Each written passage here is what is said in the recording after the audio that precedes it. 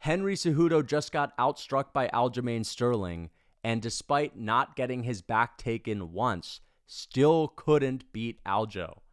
And I was right, because I said that Aljamain Sterling was going to outstrike Henry Cejudo, but I was wrong and proven wrong by Aljamain Sterling, who was able to beat Henry without getting that dominant back position, which leads me to believe that this guy deserves some serious respect, but unfortunately will not get it from the fans because it was another split decision, and people are pissed because they wanted to see Henry Cejudo versus Sean O'Malley, and now it's going to be Aljamain Sterling versus Sean O'Malley, which will sell less pay-per-views.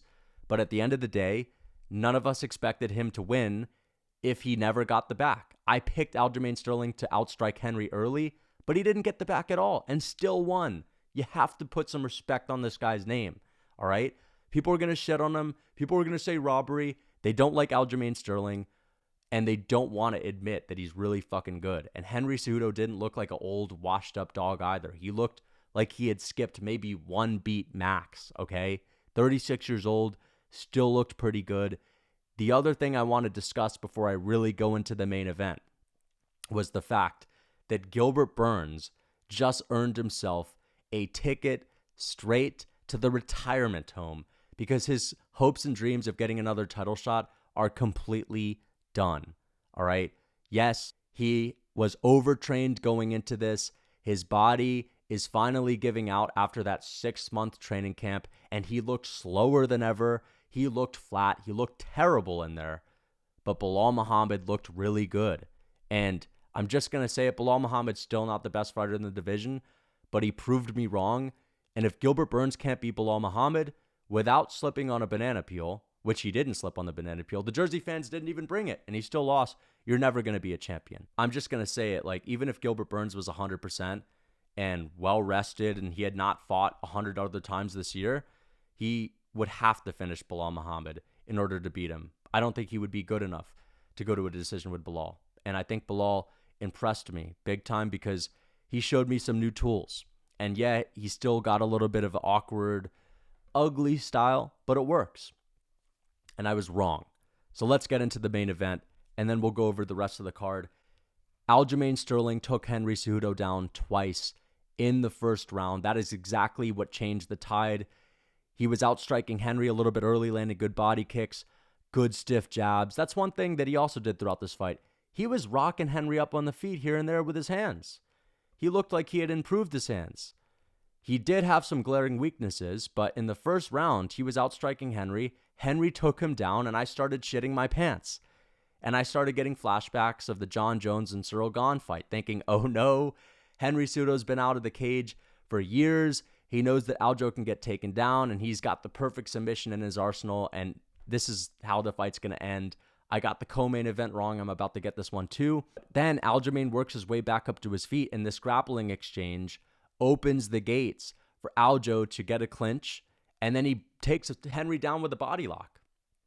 And then Henry gets back up, and Aljo takes him down again. 2 takedowns in a row. Talk about a confidence boost. Aljamain starts feeling himself and starts raining down big knees on Henry Cejudo's back, on his thighs, on his body, and then finishes off the round with a big step-in elbow in the clinch, which really put a stamp at the end of it. I believe that exchange, the last minute of that round, gave Aljo the round and allowed him to believe that, you know what, I can wrestle with this guy, and I can also strike with him. The rest was history. Yeah, the second round was close. Henry Cejudo may have won that, but then Aljo won the third and the fourth. He outstruck Henry Cejudo by 10-plus significant strikes in the third round and also controlled him up against the fence for 1 minute and 30 seconds. And I believe he took him down in that round too. He also took him down in the fourth round. Overall, 4 takedowns for Aljamain Sterling out of 15 attempts, which is a better ratio than he had against Petr Yan, who is also a good grappler. And Henry Cejudo's most convincing, or maybe only convincing round, was the 5th round, where he channeled the gold medal grit, as I suspected before this fight ever happened, and he went out there and kind of shut Aljamain down. And Aljamain once again loses another 5th round in a title fight. But overall, I didn't expect him to win against Henry without getting the back. So I have to give him some more respect. And I feel like people are going to shit on him big time because it was another split decision. But again, it's like, who are you getting a split decision over? Really good dominant grapplers. Not dominant grapplers, but great wrestlers. Petr Yan is a good wrestler. He took Aljo down 7 times. 7 for 7 on takedowns in their first fight. And he just took down Henry Cejudo 4 times. Like, okay, you're not submitting a gold medal Olympic wrestler, but what if that's Sean O'Malley in the cage? He's probably going to fold him up like a fucking lawn chair and submit him, which is why I'm looking forward to that because I'm not an O'Malley fan. I understand you might not like Aljamain Sterling, but he outstruck Cejudo and he didn't get the back. Like, that's enough of a reason to at least say, okay, this guy is pretty fucking efficient at what he does. I understand his striking doesn't look all that technical, that the way he's going to get beat in the future is by getting knocked out cold because he never has his hands glued to his face after an exchange. That's one thing I've noticed. Every time Aljamain lands a shot and tries to get out of the way, his chin is wide open. So it looks like he's just, flailing out strikes and not defending himself, and it looks a little sloppy. These high-level strikers like Petr Yan and Henry Cejudo aren't able to capitalize on it, so clearly he's doing something right. Yet that's what I will say. He is going to get chinned eventually. Like, that's how Aljo is going to have his title reign put to a stop, is by getting knocked out cold. I can see it from a mile away. It's going to eventually happen. But my point is, I don't care if you don't like the guy, bro. He won the fight. And most of you guys were saying if he couldn't get the back, he would have lost, which wasn't the case. He gave the 5'4", 64-inch reach Henry Cejudo issues. He was able to strike at range. And it's not just the leg kicks. It's not just the teeps to the body and the body kicks. He was rocking up Henry with the jab, with a couple of hooks on the inside too. Would a prime Henry Cejudo beat Aljamain Sterling? Would he be able to take that 48-47 and change the tide in his favor? Possibly. I could see it, for sure. But he wasn't in his prime. He was 36 years old. He looked pretty good. He impressed me, Henry, because I did think Aljamain was going to get the back, and it never happened. It sucks that Henry's retiring because I would love to see him and O'Malley fight. Even when O'Malley got in the cage to face off with Aljamain Sterling, even though I'm a fan of Aljo, I couldn't help but cringe because I knew what we were missing. And that is Sean O'Malley and Henry Cejudo trash talking, which would have been better because Henry Cejudo, even though he's a little bit cringe, is funny and he's loud and he's cocky and he's got machismo when he trash talks and he fully believes everything that he's saying. That's the thing about Henry. It's like Aljo's getting these split decisions, but Henry Cejudo has a gold medal, a finish over TJ, a win over Mighty Mouse, a finish over Dominic Cruz. And even though there are a bunch of asterisks there because of the ways those fights went down, like a weight-trained TJ and Dominic Cruz having pillow hands and coming off of the couch, at least he has finished people. Aljo's getting split decisions. He knows he's not miles ahead of the pack. Sure, he beat Henry, but he's not a mile ahead of Henry. He's a slight smidge ahead of him. So when Aljo trash talks, it's like he kind of knows the game is a little bit close to him, but Henry thinks he's all that. As I said, his head is all the way up his ass. He smells his own farts. It would have been better to see him trash talk with O'Malley. The build up to that would have been amazing. And it's going to sell less now that it's Sean O'Malley and Aljo. And I can't stand O'Malley. You could tell that he was coping big time with the fact that he's not going to take on Henry Cejudo, who's going to strike with him, because we know Henry doesn't have this submission game. He doesn't have the ability to body lock you and choke you out in the first round.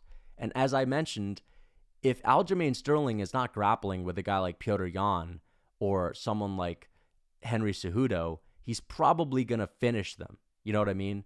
He's going to do what he did to Corey Sandhagen, to Sean O'Malley.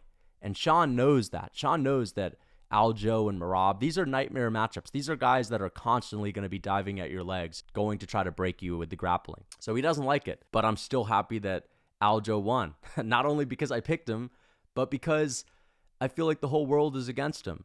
And this is a win that should impress people, but it won't, because they're just going to get too caught up in the fact that we're losing the O'Malley-Cejudo fight, or it was another split decision and he didn't even make it that entertaining. But it was a high-level chess match. I was on the edge of my seat throughout every single round, and they were high-paced rounds, and I would watch that fight again. I hope that the community is going to give him some respect, because the fact that he won that fight with just the striking is what's really impressive here. And he did take Henry down twice in the first round and 4 times overall, a better ratio than he had with Petr Yan. To the co-main event. Belal Muhammad looked great. Gilbert Burns looked slow. He looked lethargic. And even though I think that a rested Gilbert Burns would still probably lose to Belal Muhammad, he would have a much better chance. And I know people are going to say Gilbert Burns got injured, it was a fluke injury, but it wasn't. He got injured because Belal Muhammad kicked the shit out of his arms and his shoulder for 5 rounds.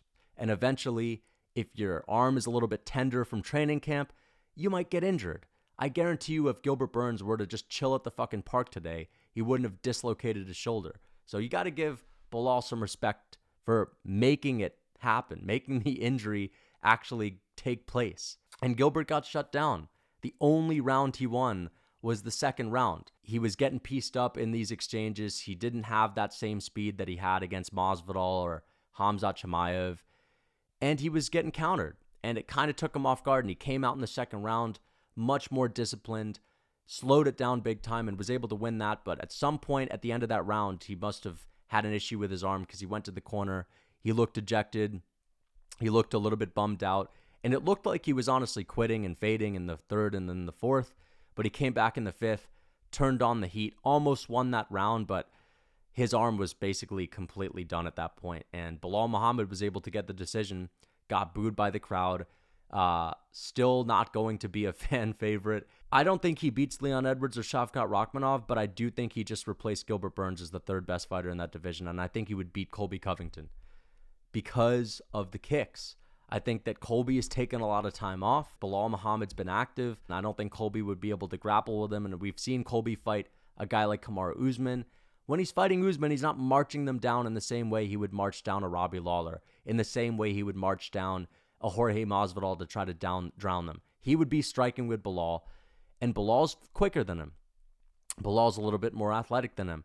And even though Belal might not have the exact same cardio or gas tank as Colby, I think the kicks would be an issue for Colby. And I think he would destroy the body of Colby Covington and just kind of cruise to a 48-47 split decision victory. There's definitely no way Belal Muhammad's going to get a title shot over Colby, which is something I don't mind. Because if Belal Muhammad were to become a champion, that would be really bad for the promotion, let's be honest. So I'll give him some respect. He proved me wrong. He was able to outclass Gilbert Burns, but Gilbert looked slow. He looked lethargic. He looked overtrained. He looked flat. And that's just a reality too. Both things can be true, all right? Let's move on to some of the other fights. Yan Xiaonan knocking out Jessica Andrade, the first person to KO Jessica Andrade since Zhang Weili, I believe. Zhang Weili put her out in the first minute when they fought in China. I believe that was in 2019. I want to see Yan Xiaonan versus Zhang Weili as a main event of a fight night, championship fight in China, or fuck it, a pay-per-view if you put on a stacked main event. I'm not a fan of Nunes Aldana. I don't give a fuck about that fight, but two Chinese women that are really fucking good, and these women are definitely the best fighters in their division, fighting in their prime for a belt in their home country would be massive. Make it happen now, because Yang Xiaonan is actually one of those women that looks incredible on the feet. Like, she was really committing to every single strike that she threw, no hesitation whatsoever. And she destroyed Jessica Andrade, who was supposed to go out there and piece her up and knock her out. She's looked improved. Really good win for her. Movsar Evloev and Diego Lopes. I have to say, Diego Lopes is one of my new favorite fighters. He's one of my new favorite prospects. None of us expected him to go out there and ruin Movsar Evloev's first round and win the first round, because I actually gave him that round.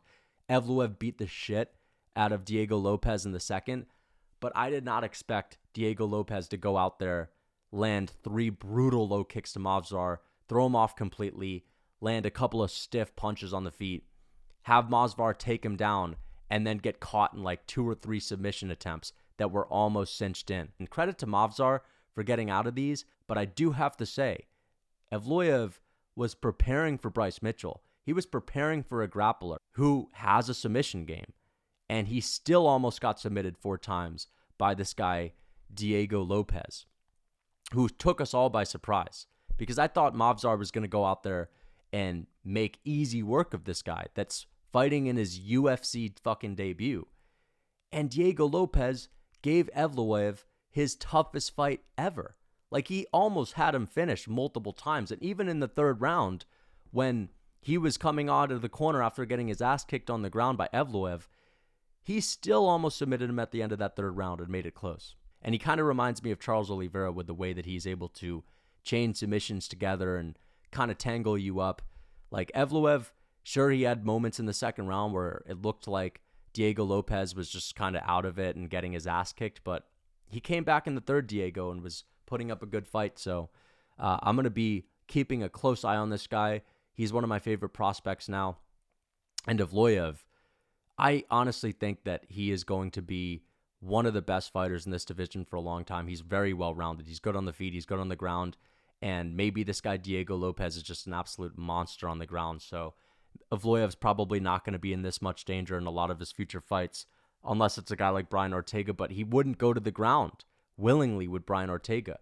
And he found out the hard way when he did it to Diego Lopes. One thing I learned from this fight is that the 145-pound division is better than 155. I honestly think it is. Because 155, all the guys that are basically at the top right now are in their 30s. Whereas at 145, you have Ilia Topuria, you have Evloev, Arnold Allen. Even though I think Yair might be 30, but Allen, Topuria, Evloev, Diego Lopes, these guys are in their 20s. And I think that 145, the rankings inside the top 10 at least, are better. They're more talented. Some other fights on the card. Matt Frevola, I picked him to beat Drew Dober. This was my riskiest pick of the card, my Hail Mary, and he got it done early on. He was making Drew Dober miss, and he found the knockout shot. The granite chin of Drew Dober, or as some are saying, unmotivated Dober, got caught and got put out cold. And I honestly just think it's the fact that, listen, he's 34 years old. He's been in the UFC for a long time, Dober, that is. And eventually the chin's not going to be there forever, and you're going to get caught with that style. And he was missing a lot. Like, Matt Frevola was getting the better of Drew Dober in those early exchanges, and he called out Paddy Pimblett after knocking Drew Dober out, which I think would be an awesome fight. Everyone outside of the top 10 is calling Paddy Pimblett out. They all want to knock him out. Knowing the way that the UFC goes, Paddy Pimblett's the kind of guy to sneak back in and submit a Matt Frevola in the first round and earn himself a title shot. But let's hope that doesn't happen.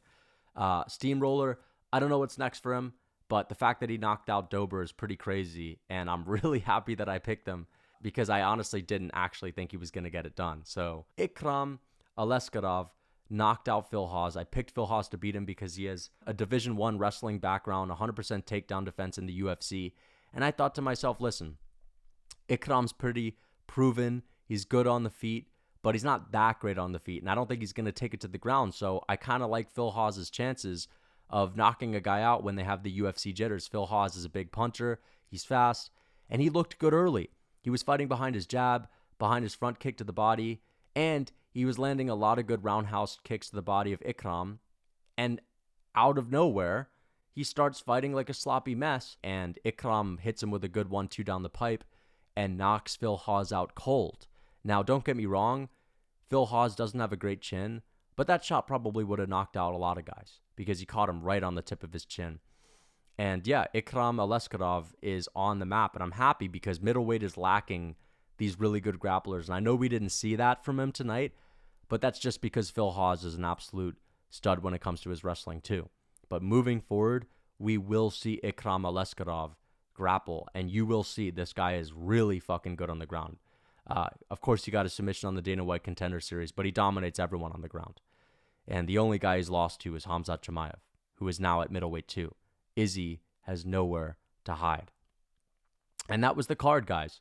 Aljamain Sterling outstriking Henry Cejudo fairly and squarely. I'm sure he's getting loads of shit online. Belal Muhammad earning a title shot, even though Dana White and Sean Shelby and the boys are going to try to keep him far away from it because no one really wants to see Belal Muhammad as champion. Let's be honest, the reason why people don't like him is because he's getting these boring decision fights. That's the truth. That's how it is. And he's beating some of our favorite fighters now in Gilbert Burns.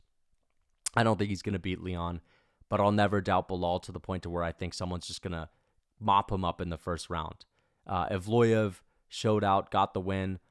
Diego Lopes put himself on the map. Crone Gracie showed up for a fat paycheck. Henry Cejudo is retired. I hope you enjoyed the video. Please leave a like. Until next time.